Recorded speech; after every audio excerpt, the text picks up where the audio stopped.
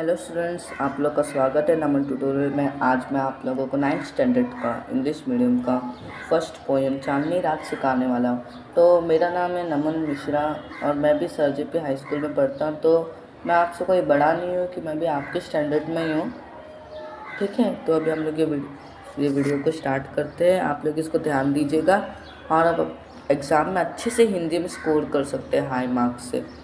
तो आप लोग पक्का ध्यान देकर, मैं आपको पक्का कहता हूँ कि आप लोग ही टॉप करेंगे। चारों चंद्र की चंचल किरणें खेल रही है जल थल में, यानी चारों चंद्र मतलब चंद्रमा की जो चंचल किरणें हैं वो खेल रही है पानी और अर्थ में। चारों यानी सुंदर और चंचल किरणें यानी किरणें मतलब लाइट, मतलब मून लाइट। चांदनी रात यानी चांदनी यानी मून लाइट और रात यानी नाइट।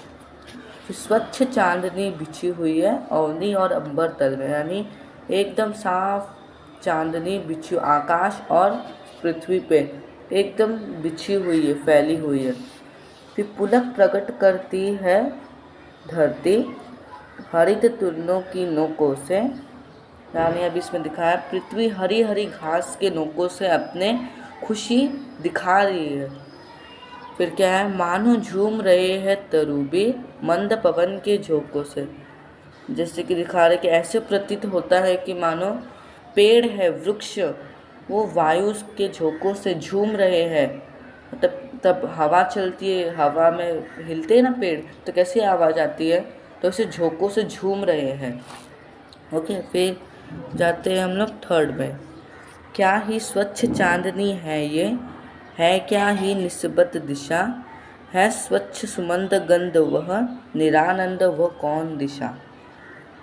फिर क्या ही स्वच्छ चांदनी, यानी स्वच्छ एकदम दूर दूर तक चांदनी फैली हुई है, वो बहुत साफ दिखाई दे रही है और रात पूरा सन्नाटे से भरा है और कोई शब्द नहीं हो रहा है, जैसे कोई एकदम कोई नहीं है वहाँ पे। वायु स्वच्छ चंद होकर अपने चाल में बह रही है। इस समय कोई भी दिशा में आनंद नहीं ले रही है, अर्थात सभी दिशाएं अपने सौंदर्य आनंदित हो रही है। ओके, और इसमें लिखा है उत्तर पश्चिम आदि सभी दिशाओं में आनंद ही आनंद व्यक्त है। कोई भी दिशा आनंद शून्य नहीं है, यानी कोई भी दिशा है वो आनंद यानी अपना आनंद यानी आपको सुख, और शून्य यानी ज़ीरो। ऐसे समय भी नियति। फिर फोर्थ स्टैंजा, बंद नहीं है अब भी चलते हैं नियति नटी के कार्यकलाप, पर कितने एकांत भाव से, कितने शांत और चुपचाप। अब यहाँ पे दिखाया है कोई भी ऐसा समय भी जो नियति नामक शक्ति विशेष के समस्त कार्य संपन्न हो रहे हैं, वो और कोई रुकावट नहीं, वह एक भाव से अर्थात अकेले अकेले और चुपचाप अपने कर्तव्य को निभा रहे हैं। तो उनका कर्तव्य है ना, जैसे कि आप अपने अभी पेड़ का कर्तव्य तो आप लोग को मालूम है, हम लोग को फल देना, और हम लोग का कर्तव्य क्या है, पेरेंट्स का कर्तव्य हम लोग को अच्छे संस्कार देना, पढ़ाना लिखाना, और हमारा कर्तव्य क्या है कि उनको आगे जाके संभालना। तो ऐसे उनका भी कर्तव्य है कि वो हवा दें, आनंद हो, हम लोग को कोई चीज़ की प्रॉब्लम नहीं होती है, ठीक है। ये है इसका चुपचाप एकदम भाव से। है बिखेर देती है वसुंधरा, है बिखेर देती है वसुंधरा, मोती सबके सोने पर, रवि बटोर लेता है उनकर सदा सवेरा होने पर। यानी अभी चांदनी रात जो पृथ्वी पे सबके सो जाने के बाद अपने ओस रूपी मोतियों को बिखेर देती है। ओके, सूर्य हमेशा सुबह होने पर उन मोतियों को अपने किरणों में बटोर लेता है और अस्त होने से पहले वो आराम प्रदान करने वाली संध्या देकर चला जाता है। तो आप लोग देख सकते हैं कि पृथ्वी ओस रूपी मोतियों को बिखेर देती है। रात को आप लोग देखे होंगे लीफ के ऊपर मोती है जैसे कुछ दिखते हैं पानी जैसे, और सुबह होने पर तब ऊपर सूरज आता है, उगता है, तब वो सब बटोर लेता है उनको रवि।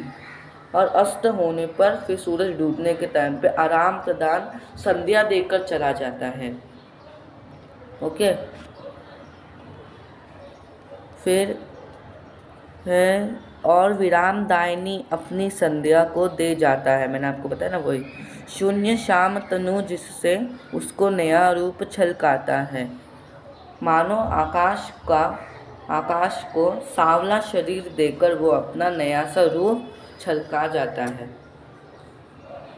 ओके, फिर पंचवटी की छाया में यह सुंदर पर्ण कटोरी बना, उसके सम्मुख स्वच्छ शिला पर धीर वीर निर्भक मना। यानी कवि कहते हैं कि पंचवटी की घनी छाया में पत्तों की एक सुंदर कुटिया बना हुई है। अब आप लोग को कुटिया तो मालूम होगा।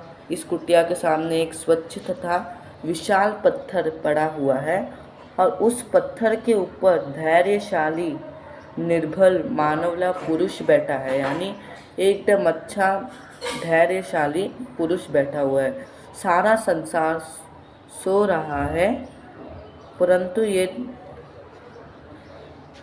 वो बैठा हुआ है। फिर जाग रहे हैं ये कौन धनुर, जबकि भुवन भर सोता है। भूख कसुम युद्ध जो योगी सा बन दुष्टगत होता है। तो वही कह रहे हैं कि निर्भर मनावला पुरुष बैठा है, फिर सारा संसार सो रहा है परंतु ये धनुधारी कौन है जो इस समय में जाग रहा है। फिर यह वीर ऐसा दिखाई पड़ता है जैसे भोग करने कामदेव यह योगी बनकर आ बैठा है। ओके, अब मुझे आप लोग का सवाल का मैं बोल रहा हूँ। किरणों के खेलने का स्थान क्या है? पोयम में आप लोग देखिए, देखो फर्स्ट स्टैंजा में आकलन कृति है यह, जल और थल। यहाँ स्वच्छ चांदनी बिछी हुई है। कहाँ का स्वच्छ चांदनी बिछी हुई है? अवनी और अंबर तल में। ओके, तो ये पोयम मैं आज यहीं पे ख़त्म करता। आई थिंक आपको समझ में आया होगा। जो डाउट होगा आप लोग मुझे कमेंट करिएगा। तो बाय, टेक केयर और अपना ध्यान रखिएगा। ओके।